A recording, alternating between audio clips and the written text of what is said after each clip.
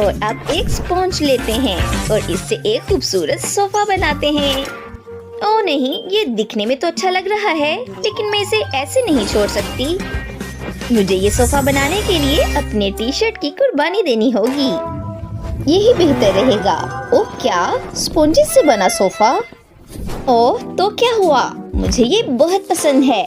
चलो अब मेरी गुड़िया के लिए कुछ और नया करते हैं और इसे इधर रखते हैं।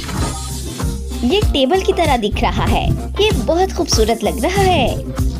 और यहाँ कालीन बिछाएंगे और दीवारों पर कुछ अलमारियाँ और तस्वीरें लगाएंगे और यहाँ फूल रख देते हैं। चलो अब दीवारों पर कुछ रंग लगाते हैं।